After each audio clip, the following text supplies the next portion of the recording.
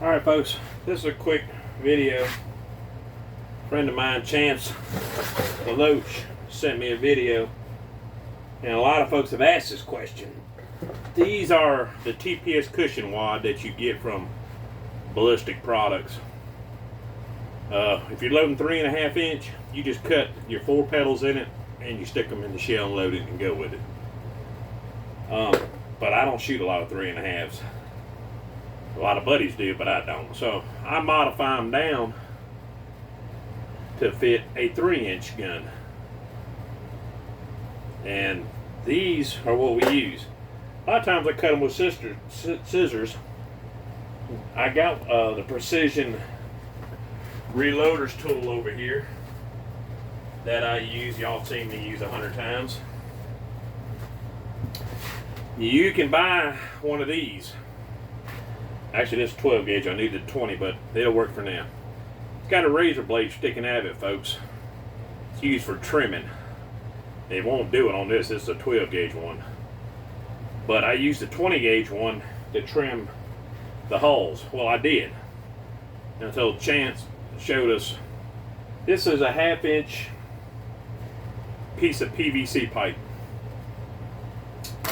The 1/2 inch PVC pipe fits perfectly right inside that wad. No play, goes right in there. So what I done was I took one that I've already cut down, folks. I put it up on there. As you see, it bottoms out. I took a black magic marker and I drew a line right there. Hence how this blade was put in here. I drew the line. You can see the line right there where I drew it. Then I took a hacksaw blade and I cut on an angle so the blade would come down and touch that line. And then you're cutting these things off at that length. That's the blade. I just put a little crazy glue on it, folks. Let it sit a few minutes and dry it up. The blade is just one of these out of a utility knife. One of them little sections with the sharp end right there is pointing that direction. Just like that.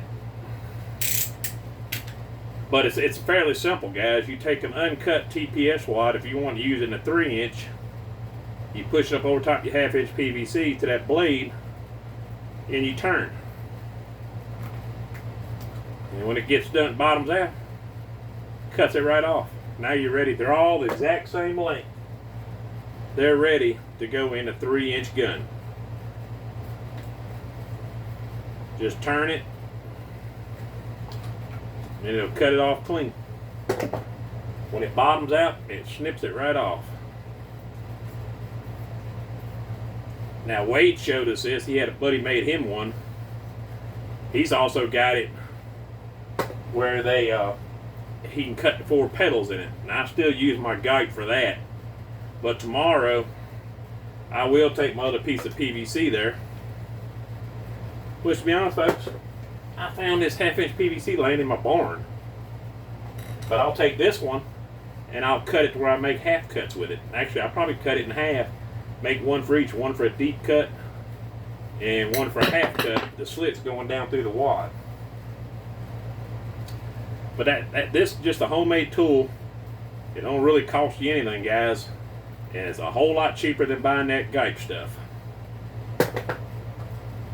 Once I cut the pedals in them, which these I'm making tonight are for a guy who come over today with a Browning A5, and it shot the 14 pellet true 33 cal double auto in these. His gun was lights out with it. So now I got to make him some for deer season. But his gun shot them. Well, every gun so far that I put them things in, they've shot exceptionally. 33 cal pellets fit in this TPS cushion wad. It's no big deal. And they all come out the exact same height. Then I'll put them over on my Geico wad splitter. Same height every time, guys. See? Perfect. And that's consistency. That's what Wade was telling you. We couldn't get out of these things before because the cuts were never the same. most of the time, some of them fall off. Most time they go right down the handle. You just pull them right off with your hand. Then, look at this, folks. Every single one of these, the exact same length. Every single one of them. Now, I take them over here to the gate, which I ain't gonna move the camera right here because it ain't gonna take me 2 seconds to show you what it looks like. You have a gate 4-blade cutter. It's just this quick, folks. There's 2 of them. 4-blade cut. These are full cut. I might as well say 3/4 because the gate stops about a 1/4 inch from the very bottom. These shoot awesome. 33 cal pellets in it. Another gentleman asked me to do tell you a little bit about this Gerson mc312.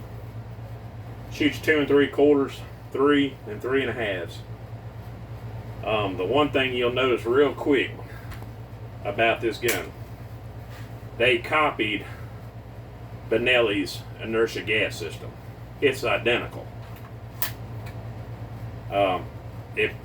He said he wanted to know the pros and cons of the gun. The pros are, it's a great shooting gun. I mean, y'all have seen me shoot patterns with it. Just a little 24-inch barrel with a kicks standard full butt kicker on it. It's Cerakoted. It don't rust. I've had it out in pouring down rain. It's a great shooting gun, guys. It has given me no problems at all. The cons, I haven't found any yet. So far, I haven't had a problem with it feeding. It eats anything I throw in it. Those grates patterns. It does have a rib back here where you can put red dots, holographic sights, optics, anything you want on it. I like the optics.